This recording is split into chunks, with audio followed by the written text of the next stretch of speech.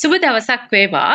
ඉතින් යුනිසිලෙක්ට අපි හිතුවා ඔයාලට විශ්වවිද්‍යාලවලට තේරුණු නංගිලා මල්ලිලා අක්කලා අයියලා ගෙනල්ලා එයාලා කොහොමද විභාගෙට සූදානම් වුණේ? ඉතින් එයාලට ඒ විභාග කාලෙදී එයාලට ආපු අභියෝග මොනවාද? කොහොමද එයාලා පාඩම් කළේ? කොච්චර නිදාගත්තද? අපිට තියෙන විශේෂ ප්‍රශ්නයක් විභාග කාලෙදී කොච්චර නිදා ගන්න ඕනද? කොච්චර පාඩම් කරන්න ඕනද? ටයිම් ටේබල් එකක් ඕනද? අන්න ඒ වගේ ගොඩාක් දේවල් ඔයාලට දැනගන්න ඇති යාළගෙන්. ඉතින් අපි හිතුවා යුනිසිලෙක්ට ටොප් ටෝක්ස් වැඩසටහනක් ඔයාලා වෙනුවෙන් ක්‍රියාත්මක කරන්න. ඉතින් අද අපි හාහා පුරා කියලා අපේ වැඩසටහනට අපි එකතු කරගත්තා හසිනි නංගිව. අපි බලමු එයා කවුද? කොහේ ඉඳන්ද ආවේ? එයා මොනවාද ඒ ලෙවල් වලට කළේ? එයාගේ රිසල්ට් කොහොමද කියලා අපි එයත් එක්ක කතා කරලා බලමු. හසිනි කොහොමද ඔයාට?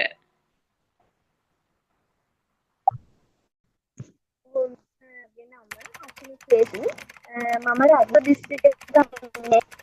මගේ ඉස්කෝලේ රැම්බි කුලන් සෙන්ට්‍රල් කොලේජ්.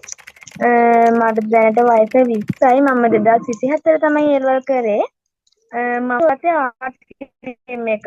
ඒකේ මම කරපු සබ්ජෙක්ට් තමයි පොලිටිකල් සයන්ස් සිංහල BC. මගේ රිසල්ට් ඒ කියන්නේ පළවෙනි පාර මේ තුනයි. මට ආවේ ජයවර්ධනපුර කැම්පස් එක. මම කැම්පස් යන්නේ නැතුව හැබැයි සිලෙක්ට් කරගත්තේ මේ කොලේජ් යන්න විද්‍යාපීඨ. ඒ නිසා මට මේ වෙනකොට ඇවිල්ලා පේරාදෙණිය කොලේජ් එක මිස්. මේ ඒකේ යන්න තියෙන අපිට 25 තමයි අපි රෙජිස්ට්‍රේෂන් කරලා ඇතුළට ගන්නෙ. හරි. අනේ ඇත්තටම හරිම සතුටුයි මුලින්ම සුබ පතනවා. ඉතින් මට කියන්නකෝ හස්සිනිවා කොහොමද ඒ ලෙවල් වලට පාඩම් කළේ කියලා.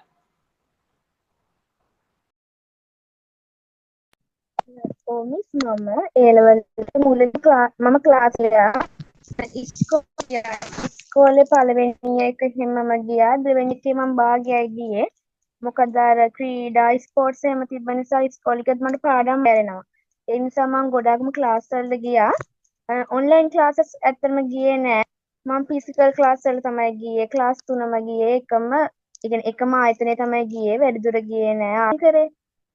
එතකොට මම කරපු සබ්ජෙක්ට් තුනටම මම එකටම ගියේම මම කැපස්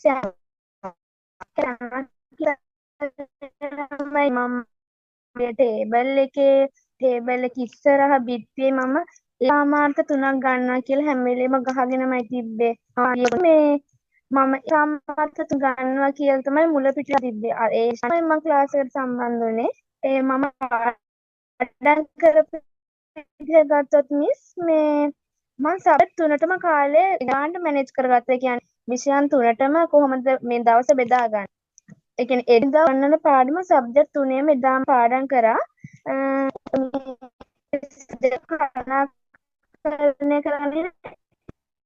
මම සබ්ජෙක්ට් තුනේම හැම පාඩමකම මම ෂෝට් නෝට් අපිට MCQ එක අපිට ගොඩ දාන්න සබ්ජෙක්ට් එකේ ගැඹුරම තැන් වලින් තමයි MCQ එක අහන්නේ. අපිට රචනා ප්‍රශ්න නෝට් එකෙන් තෝරලා අපිට අහගන්න MCQ කොහෙන් අහයිද MCQ එක වගේ වෙන අහන්න. එතකොට අපි MCQ එකට උත්තරේ තමයි ගහන්න ඕනේ. ඒ හින්දා සබ්ජෙක්ට් එකේ පුළුල්ම ඔක්කොම ටික අපි මම අධ්‍යයනය කරා. එතකොට මම සබ්ජෙක්ට් තුනේම එක පාඩමේ වෙන හැම පාඩමකටම ප්‍රශ්න 50 වගේ හැදුවා. මම කරපු සබ්ජෙක්ට් තමයි පොලිටිකල් සයන්ස් BC. ඒ තමයි මම කෙටි ප්‍රශ්න හැදුවා. ඊට පස්සේ හැම පාඩමකම ෂෝට් නෝට් ඇහුවා. ඊට පස්සේ එක හැම පාඩමකම මම රචනා ප්‍රශ්න මම කරා. එතකොට මම ගොඩක්ම දවල් යනවා. ඒක හවස ඉඳන් සාමාන්‍ය රෑ 11 වගේ වෙනකම් සබ්ජෙක්ට් තුනම පාඩම් කරනවා ලියනවා. ගොඩක් ක්‍රයන් ඉන්නේ ඇත්තට 12 මතකනවා. මට ඒ උදාහරණයක් පාඩම් කරන්න අමාරුයි. මම ගොඩක්ම කරේ දවල් හවස ඒ තමයි. ඉස්කෝලේ මම ෆස්ට් ඉයර් කියන්නේ පළවෙනි අවුරුද්ද ගියා. දෙවෙනි අවුරුද්දේ මම මැද හරියකට ගිහිල්ලා මම නතර වුණා. අපිට එහෙම නතර පුළුවන් කිව්වා. එතකොට මම කරන්නේ ඉතින් උදේ ඉඳන්ම මම සෙට් තුනතරගෙන මම පාඩම් කරලා ප්‍රශ්න වලට උත්තර ලියලා ඊට පස්සේ මම අවසාන වෙනකන් නෑ සාමාන්‍යයෙන්. දැන් අවසානයේ ඉන්නතුනි තුනේ පාස් පේපර් ටික අරගෙන ඒවැ කෙටි ප්‍රශ්න වලට මම මේන උත්තර ලිව්වා. ඊට පස්සේ ඒවැ රචනාත්මක මිස් මං අර දැන් අපි දැන් පොලිටිකල් සයන්ස් පේපර් එක ගත්තොත් ඒවැ තෝරගන්න තියෙන ප්‍රශ්න. එතකොට අපි ඒකේ මම දැන් මෙන්න මේ පාඩමෙන් මම මේ ප්‍රශ්න ටික ලියන කොට 5ක් එනවනම් මම මේ කොට 5ට අද පාඩම මේ පාඩමෙන් එන ප්‍රශ්න ටිකට ඔක්කොම හොඳට උත්තර ලියනවා කියලා හිතාගෙන මම මේ පාඩම සම්පූර්ණම පාඩම් කරනවා. පාඩමේ රචනා ප්‍රශ්න ටික ලියනවා. ඒකෙන් ෂෝට් ගහනවා. ඒකෙන් කෙටි ප්‍රශ්න ටික ලියනවා. මම තමයි මේ මැනේජ් කරත්තේ. ඉතින් ගොඩක් යන දේවල් දවල් හවස 12 වෙනකම් පාඩම් කරා. මගේ එදිනදා පම කියන සර්ලා කියලාදී හොඳින් අවධානයෙන් අහගෙන ඉන්නවා. එතකොට සර්ලා අර හයිලයිට් කරනවා. මම මේ වෙලේ හයිලයිට් කරගෙන දැන් ඇවිල්ලා එදිනදා පාඩම් කරනවා. ෂෝට් නෝට් ටික පාඩම් කරනවා. විචාර ප්‍රශ්න දෙකක් තුන් පාරක් ලියනවා. ආයෙත් ලියනවා. ඒවට උත්තර ලියනවා. ඊට පස්සේ මේ අවසාන වෙනකන් ඉඳන් නෑ පාස් පේපර් කරන. පාස් පේපරේ වුණත් මම සබ්ජෙක්ට් තුනේ අතර තුන් පාරක් විතරම කරා. නැත්නම් අර විභාගේ ලම් වෙලා කරන්නත් අමාරුයිනේ. අර ඒක මට ගොඩක්ම ලේසි නෝ. අර විචාර ප්‍රශ්න ලියපු එක මම ගොඩක්ම වෙනවා. අපි පාස් පේපර් වල තියෙන විචාර ප්‍රශ්න වලට උත්තර ලිව්වේ නැත්නම් මිස් මේ අපිට අමාරු වෙන ඇත්තටම එක්සෑම් එකේදී අපිට ටයිම් එක මැනේජ් කරගෙන මේ ප්‍රශ්න වලට උත්තර ලියන්න ඇත්තටම අමාරුයි. මේ දැන් ප්‍රශ්න 5 වෙනවා නම් සාමාන්‍ය වැඩි වෙලා වන්නේ අපි අදාළ ප්‍රශ්නද අපි ප්‍රශ්නයක් ලියනවා නම් සම්පූර්ණ ප්‍රශ්නෙට පැය භාගයක් වගේ තමයි දාගන්නේ. ඒ පැය භාගයට අපි මේ ප්‍රශ්න කොටම සාමාන්‍ය උත්තර එතකොට එක විචාර ප්‍රශ්නයකට පිටු කොහොමත් 3-4ක් ඒ තමයි ලියන විදිහ. ගොඩක් කරුණු දාන්නතු අවකාශයේත් ලකුණු හමනවා. අපි අද බලනකොට අර ගොඩක්ම කාර්යමාකි ඒ වගේ ඉතල ලියනවා නම් අර එයාලා මුල අග බලලා අපිට ලකුණු දෙනවා. සාමාන්‍යයෙන් දුක අපිට ලකුණු උපපි 11ක ගන්න try කරන්න ඕනි. එතකොට සාමාන්‍යයෙන් ඔය 90 ගණන් වල ක්ලාස් එකක අපිට ඒස් එකකට යන්න පුළුවන්. අර අපි කරන ආර්ට් ස්ට්‍රීම් එකත් එක්ක අපේ ඒ එක 75 එකක් කියලා මදි ඇත්තටම. ඒ තුකාවත් පෙළක් ළමයි ඒ කැම්පස් යන්නේ මදි වෙන්නේ යාලා ඉසස් කොඩ වීමෙන් තමයි. ඒ සෙට් එක මිස් 1.59යි 5යි 7යි මට ජයවර්ධන කැම්පස් එක. ජයවර්ධන කැම්පස් එක යන්න මම විද්‍යාපීඨ තෝරගත්තේ මම පොඩි කාලේ නම් මාස ටීචින්. මට විද්‍යාපීඨ පොඩිසා තමයි 2024 ගේ සෙට් මට මේ වෙනකොට පේරාදෙණිය විද්‍යාලයේ මම 5 තමයි. හරි.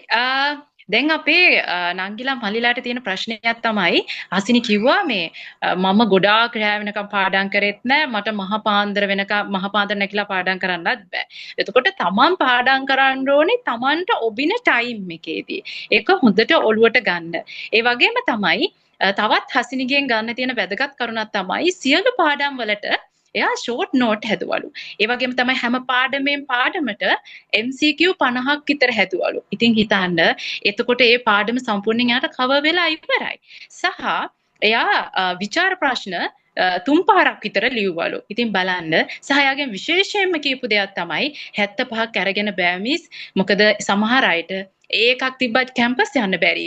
මොකද 75 නෙවෙයි මේකේ තියෙන්න ඕනේ ලකුණ කියලා. ඇත්ත. ඒක මම පිළිගන්නවා. මොකද දැන් ඉසඩ්කෝ එක බලන්නේ ඔය කැම්පස් ගන්නෙ. එතකොට අනිවාර්යයෙන්ම මේකට 75 මට්ටම නෙවෙයි ඊට වඩා වැඩි වෙන්න ඕනේ. පාස් පේපර්ස් කරන්න ඕනේ. ඒ වගේම ෂෝට් නෝට් හදන්න ඕනේ. ඉතින් මම හිතනවා ඔයාලට යුනිසිලෙක්ටර් ඇප් එක හරහා මේ දේවල් අනිවාර්යයෙන්ම කරගන්න පුළුවන්. ඒ වගේම තමයි මෙයා කිව්වා යා ටයිම් එකට විචාර ප්‍රශ්න ලිව්වා 3 පාරක් ලිව්වා කියලා. ඉතින් ඔයාලට ටයිම් මැනේජ්මන්ට් එකත් ඔයාලට යුනිසිලෙක්ටර් ඇප් එකෙන් ඔයාලට කරගන්න පුළුවන්.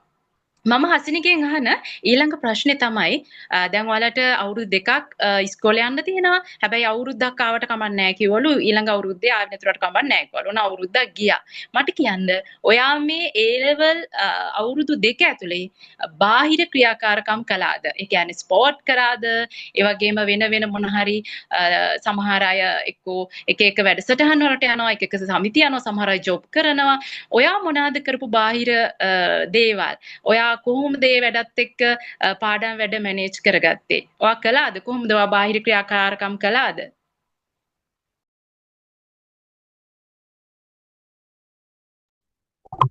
ඔව් මිස් මේ බාහිර ක්‍රියාකාරකම් කියලා මිස් මම ගොඩක්ම එහෙම ඉස්කෝලේ කරේ නෑ. උදාහරණයක් වශයෙන් ඒ කොලෙන්ජේ ස්පෝර්ට් කරන අපේ ස්පෝර්ට්ලිය එයා තමයි ක්‍රිකට් ඒ කියන්නේ ස්පෝර්ට්ස් වල හෙඩ් ක්‍රිකට් එයා කරපු සබ්ජෙක්ට් තුනේ එයා ස්පෝර්ට්ස් පැක් කරා ඉස්කෝලේ සමිති සමගටත් ගියා එයා A level කරේ ආර්ට් වලින් එතකොට එයා සබ්ජෙක්ට් තුනටම මිස් A ගොඩක් ළමයිට අරුයි කියන විෂයක් තමයි භූගෝලය. ඒත් ඒ ළමයා ක්ලාසස් වලට යන ගමන් එයා එකක් ගත්තේ කොහොමද කියනවනම් එයා ස්පෝර්ට්ස් පැත්තයි අර එයාගේ වැඩම් කරන ටයිම් එයා ගානට මැනේජ් කරගත්තා. ගානට ක්ලාස් වලට ආවා. එයාම කියනවා එයා පාස් පේපර් වලට ලිව්වා. එයා ප්‍රශ්න වලට උත්තර ලිව්වා. නෝට් හැමදාම පාඩම් කරා. ඒ වගේ වැඩ කරලා තමයි මිස් මේ එයා ස්පෝර්ට්ස් පැත්තට එයා ඉස්කෝලේ විතර ස්පෝර්ට්ස් කරන්නේ. ගෙදර ගියහම එයා නම් සාමාන්‍යයෙන් එයාගේ ටයිම් එක අනුව එයා මම 2 3 වෙනකම් පාඩම් කරනවා. ඉස්කෝලේ ඇවිල්ලා ඉතින් ස්පෝර්ට්ස් කරද්දී මතක් දැනෙන්නේ නැහැ. එහෙම තියෙනවා. දැන් ස්පෝර්ට්ස් කරනවා, සමිති සමගම් කරනවා, පෙළක් ළමයි ජොබ් කරන ළමයිනුත් ඉන්නවා. ඇත්තනකෝ ජොබ් ළමයිත් මේ උසස් පෙළන විභය පාන්න පුළුවන් ජොබ් එකක් කරනවා පුළුවන්. හැබැයි ඒකට ඉතින් පොඩි එයා ගොඩක්ම එහෙමනොත් අවධානය දෙන්න ඕනි. මොකද ජොබ් එක කරද්දී සම ජොබ් එක කරන්න ඕනේ පාර්ට් ටයිම් ජොබ් කරන අය ඉන්නවා. ඒක අතරතුර තමන්ගේ දැන් තමන්ගේ ප්‍රමුඛ ස්ථානය දෙන්න ඕනේ අධ්‍යාපනයට. එතකොට එයා එතනදී මේ ඉගෙනීමට එයා මැනේජ් කරගන්න දැන් මම ජොබ් එකට යනවා මේකේ පාඩම් කරන්න ඕනේ. තමන් කරන සබ්ජෙක්ට් තුන බෙදාගෙන ඉවෙන් ප්‍රශ්න වලට උත්තර ලියලා. හැබැයි ෆස්ට් ඉයර් එකේ එක්සෑම් එහෙම පළවෙනි පාරේ නම් කරන්නේ ස්පෝර්ට්ස් කරන සමිති සමාගම් වලට යන වෙනම බාහිර වැඩ යන අය ඒව තුනම ගානට මැනේජ් කරගන්නේ තමන් වැඩිපුර කාලයක් දෙන්න ඕනි මේ දෙන පැත්තට.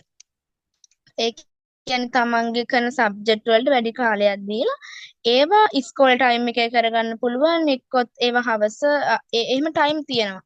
අර ඒ තමන් දැනගන්න මම මොන වෙලාවද මැනේජ් කරගන්න. ඉස්කෝලේ ටයිම් එකේ ස්පෝර්ට්ස් කරනවා නම් ඒකට ඒ වෙලාව එයා ඒක කරගන්න ඕනේ. දැන් ඉල්ල කරන්න තියෙන්නේ තමන්ගේ පාඩම් වැඩ. තව එකක් තමයි ගොඩක් ළමයි ෆෝන් යූස් කරනවා ඒකත් තියෙනවා. එතකොට දැන් ෆෝන් එක යූස් කරා කියලා වැරද්දක් නැහැ. ඒ කාලේ ගොඩ ළමයි ස්මාර්ට් ෆෝන් එක ඇත්ත ඕනි අපිට. මටත් ඒක ඇත්තටම ගොඩක් මේ උදව් වුණා. අපිට පාස් පේපර් ඩවුන්ලෝඩ් කරගන්න Google එකේ සබ්ජෙක්ට් තුනට අදාළ විස්තර ගන්න එම ගොඩක් මේ ෆෝන් එක වෙනවා. ඒ හින්දා ගොඩක් ප්‍රයෝජන ගන්න පුළුවන් ළමයිට. ඒක අපිට මැනේජ් කරන්න හරි පාවිච්චි කරන්න ඕනි. නැත්නම් තමයි අර ළමයි වැතිවලට යනවා. එතකොට ෆෝන් එක පාවිච්චි කරද්දී ළමයිගේ වෙලාව දැනෙන්නේ නැහැ. එතකොට ළමයා ෆෝන් එකේමයි. එහෙම හරියන්නේ නැහැ. තමන් කරන සබ්ජෙක්ට් තුනක් ගොඩක් දේවල් අද කාලේ ස්මාර්ට් ෆෝන් එකෙන් ගොඩක් ප්‍රයෝජන ගන්නත් පුළුවන්. ඇත්තටම Google එක හා එක වෙබ්සයිට් හා තමන්ට අදාළ විස්තර තොරතුරු තමන් කරන සබ්ජෙක්ට් එකට අනුව තොරතුරු ගොඩක් ගන්න ඒ කියන්නේ ඩවුන්ලෝඩ් කරලා ඔක්කොම ටික කරගන්න පුළුවන් ෆෝන් එකෙන්. ඒක අර හරියට මැනේජ් කරගන්නවා නම් ඒ කියන්නේ මම සාමාන්‍යයෙන් සිංහල වලට එහෙම සිංහල තරඟ වලට එහෙම යනවා. ඒ ගිය මම ඒවට පාඩම් කරන ගමන් මම කරන සබ්ජෙක්ට් තුන මම ප්‍රමුඛ ස්ථාන දෙන්නේ. අමතර ක්‍රියාකාරම් වලට දෙන්න ප්‍රමුඛ ස්ථානයට වඩා අර තමන් ආන සබ්ජෙක්ට් තුනට ප්‍රමුඛ ස්ථානය දෙන්න ඕනේ මිස්. හරි. හසිනී කියලා කියන්නේ අපේ යුනිසිලෙක්ටර් ඇප් එක පාවිච්චි කරපු ඒ ටයිම් මැනේජ්මන්ට් එක හදාගත්ත එක පාවිච්චි කරලා එහෙම නංගි කෙනෙක්. ඉතින් එයා දැක්කද කිව්වා එයා ෆෝන් යූස් කරන එක. ෆෝන් එක යූස් කරාට කමන්නේ නැහැ. හැබැයි අර්ථවත්ව. ඉතින් ඔයාලට අර්ථවත්ව කොහොමද ඒ ලෙවල් වලට ෆෝන් එක යූස් කරන්නේ? යුනිසිලෙක්ටර් එක ඔයාලට කියලා දෙනවා අනිවාර්යෙන්ම. ඉතින් මම හසිනිගෙන් අහන ඊළඟ ප්‍රශ්නේ තමයි ඒ ලෙවල් කාලේ ඔයා කරපු ලොකුම මෝඩකම මොකද්ද? අයියෝ මම මේක නොකර හිටියා නම් හොඳයි. ඒ වගේ දේවල් කරලා තියනවද? නැත්තම් නැද්ද? සහ මම ඒත් එක්කම තව ප්‍රශ්නයක් අහන්නම්. ඔයාට ඒ ලෙවල් කාලේ ප්‍රේම සම්බන්ධයක් තිබුණද?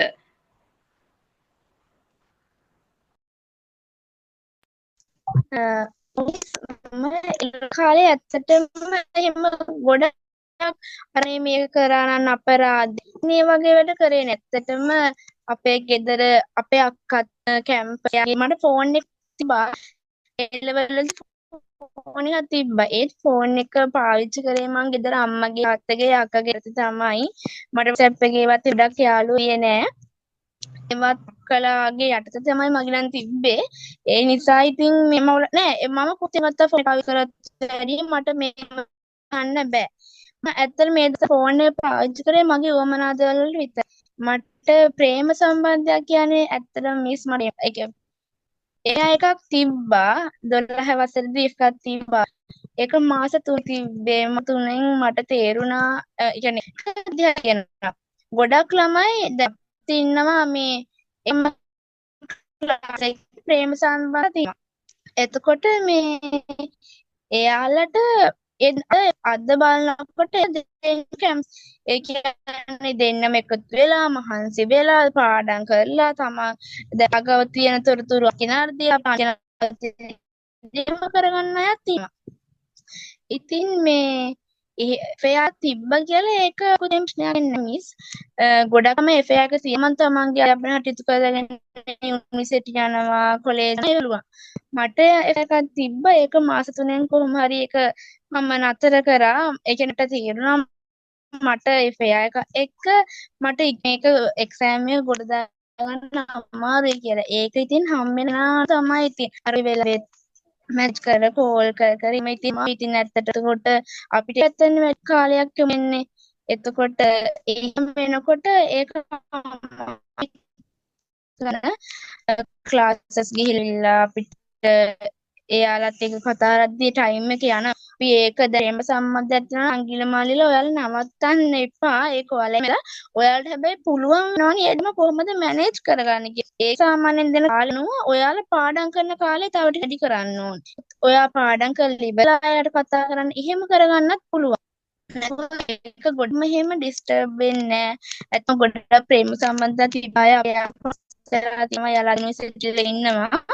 ඒක ගොඩ එකක් වෙන්නේ තමන් දැනගන්න කොහොම මම මෙයත් එච්චරලා කතා කරනවා නම් මම මගේ අධ්‍යයන වැඩ කටයුතු මම මෙච්චරකම් පාඩම් කරනවා. ඊට පස්සේ ඒකට මම මේ වගේ ටයිම් එකක් දෙනවා. ඒ මංගේ ඒ කෙනා එහෙම කරන්නේ නැත්නම් ඇත්තටම ප්‍රේම ගේ එක තිබ්බ එක නැත්තටම මාස 3 අතර මට තේරෙන්න ආරුයි. ඒ වෙනකම් මට කයිපයක් තිබිලා නැහැ. ඉතින් මට මැනේජ් කරගන්න අමාරු වුණා. ඊට දුර දිග යන්නේ ඉහළට නැත්තට ඇත්තටම. ඒක නිසා ඊට පස්සේ මම පඩත් දෙන්නේ නැහැ. එහෙම ගන්න වෙන. ඒ කියන්නේ ඒ කාලේ කොල්ලෝ වෙනවා. කොල්ලෝ කෙල්ලොන් යාළු වෙනවා. ගොඩක් මේ පෙළක් ළමයි ඉන්නවා එෆයා ඇති අය. ඒ වලට ගමේ නගර ඉස්කෝලේ ගියා ගොඩක් ළමයි එෆයාස් පටනවා. මගේ යාළුවාට මේ බොයි කෙනෙක් ඉන්නවා. මගේ යාළුවාට ගර්ල් කෙනෙක් ඉන්නවා. ඒ ළමයි මේ මොඩරේට් කරගන්නලි. දැන් තමට ගම්වල ඉස්සරහින් නගර ඉස්කෝලේ ගිය ගමන් එෆයාස් පටන්න එච්චර කලබල වෙන්න බෑ. මොකද ටවුන් ඉන්නේ විවිධාකාර මිනිස්සු. ඔයාලට මේ පාට ගියට අගන්න අමාරුයි. ආම හොඳ කින්ද එහෙම ඇත්තටම ඔයාලා දන්නේ නැහැනේ. ඒ නිසා දැන් එෆයාස් ළමයි මේ එමෙලා එෆයාස් පටන් ගන්න ලෑස්ති වෙන්න එපා. යාළුවෝත් ඉන්නවා මේ වගේ යාළුවෝ. දැන් හොඳ යාළුවෝ ඉන්නවා නරක යාළුවෝ ඉන්නවා. කියන අපිට නම් ඉන්නවා ඔයාට නැද්ද? ඔයාත් එහෙනම් කරන අරයින්දයි මේ නංගි හොඳයි කියලා ළමතරම මේ කාලේ ඔළුවට විස බීජ දානවා. ඒ තමන් දැනගන්න ඕනි දැන් මම මේ වගේ කෙනෙක් එක්ක ඔයාලට මොකද වෙන්නේ? එක්සේ පාස් වෙන්න පුළුවන්ද? ඒක ඇත්තටම තමන් හිතන්න ඕන නංගි මල්ලි. මේ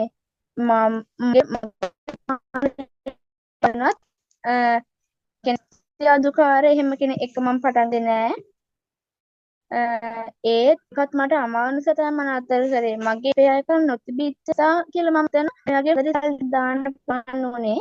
දැන් ඒ බගල් හැම ගොඩක් පාස්. ඒ කියන්නේ ඉහළ පෙළක් ළමයි ඉන්නවා ඉහළින්ම පාස් වෙනවලු. ඒකන්නේ බාහිර මොකක්ද තිබ්බත් ගෙදර ගොඩක් ළමයි අඩුපාඩු තියෙනවා.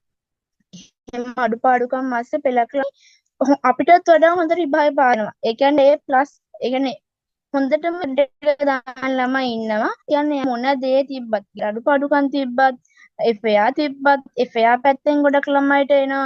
FARs නවත්තනවා කියනවා. එතකොටත් ඉතින් ඔය ගෑනම සාමාන්‍යසික වැටලා සත්‍ය ගන්න පෙළක් කළා මේ ඉන්න පාඩම් කරන්න. මගේ මෝඩකම නම් කවදාවත් කරන්න එපා. මොකද සතියක් A level කරද්දි සතියක් පටන් එක්සෑම් එක කරලා ටික දවසක් යනවා ආයෙ නැගිටින්න. මට වෙච්ච අත්දැකීමක් වෙනවනම් මම කොහොමද එයා එක්ක එයාගේ මොකම හරි දෙයකට මම පාඩම් කරේ කියන්නේ දවසකම මම කියන්නේ නැහැ. ඊට පස්සේ මේ පාඩම ඒල් අවසාන වෙනකම් අල්ලගන්න අමාරු වුණා පොලිටි සයන්ස් වල. එලා අපේ ප්‍රශ්න වෙන්නේ.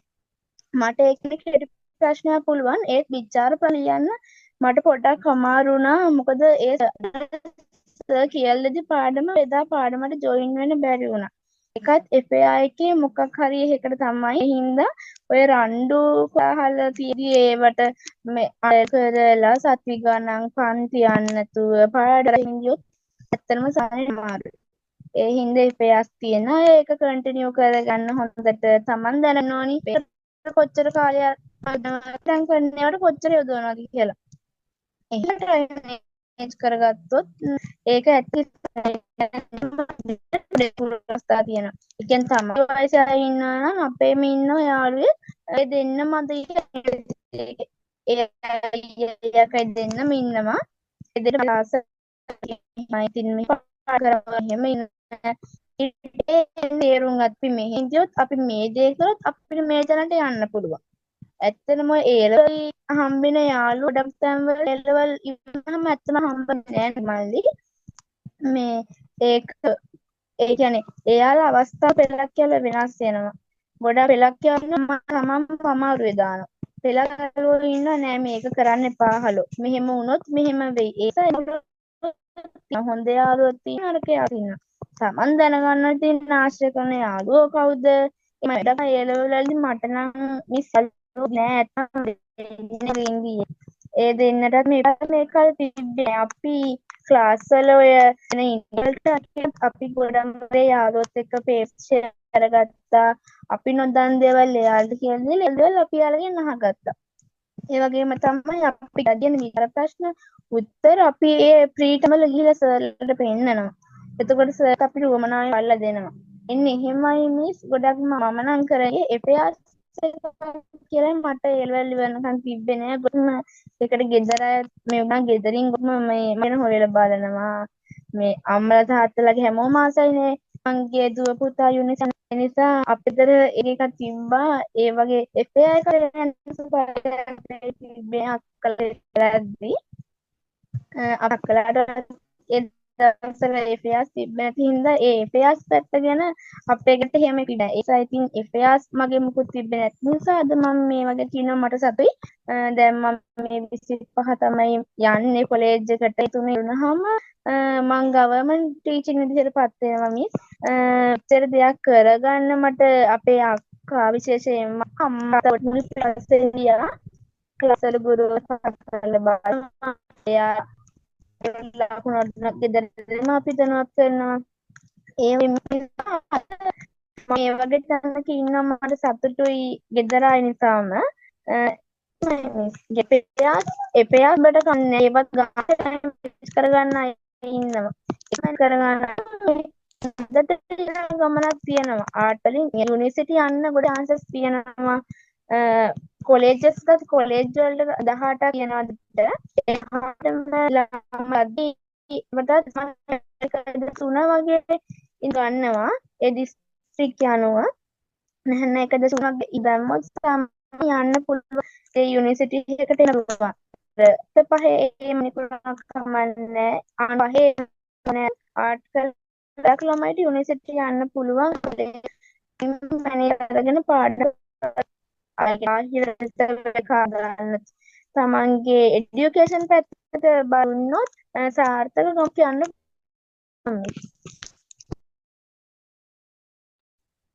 හරි ආය අමුතුවෙන් මම ඇත්තටම විස්තර කරන්න දෙයක් නැහැ. කොහොමද ප්‍රේම සම්බන්ධතාවයක් තිබුණොත් කොහොමද නැති වුණොත් කොහොමද ඊට පස්සේ යාට කවුද උදව් කළේ? දැන් ඒ ඔක්කොම හසිනි ලස්සන්ට විස්තර කරා.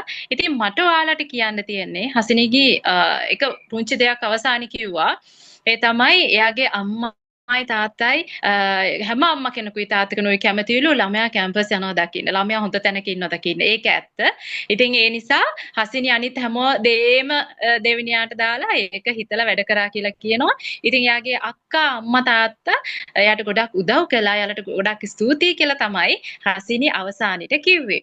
ඉතින් මම මේක බලන් ඉන්න නංගිලා මල්ලිලාට කියන්න තියෙන්නේ හසිනි කියන්නේ මුල ඉඳලම පිළිවෙලට වැඩ කරගෙන ආපු ළමෙක්. ඉතින් එයා ටයිම් මැනේජ්මන්ට් එක පාස්ට් පේපර්ස් හොයාගන්න හසිනි යුනිසෙලෙක්ට් ඇප් එක පාවිච්චි කරලා තියෙනවා. ඉතින් ඔයාලටත් පුළුවන් විශේෂයෙන්ම ටයිම් මැනේජ්මන්ට් එක අනිවාර්යයෙන්ම වැදගත් වෙනවා. ඉතින් ඔයාලට ටයිම් මැනේජ්මන්ට් එක හදාගන්න නම් යුනිසෙලෙක්ට් අනිවාර්යයෙන්ම පාවිච්චි කරන්න ඕනේ. ඉතින් හසිනි ඔයගේ අනාගතය ලස්සන වෙන්න ඕනේ. ඉතින් ජපුරට යන්න තිබිච්ච එකත් නැති කරගෙන විද්‍යාපීඨ ගියා. ගුරුවරයෙක් වෙන්න තියෙන ආසාවටම ඉතින් හස්තිනි වගේ අනාගතේ හරිම ලස්සන වෙන්න ඕනි අනාගතේ ටීචර් කෙනෙක්. ඉතින් අපි බලමු ටීචර් උනාට පස්සේ අපි බලමු කොහොමද කියලා. මේ වගේම වැඩසටහනකින් අපි ආයේ ඔයාව සම්බන්ධ කරගන්න.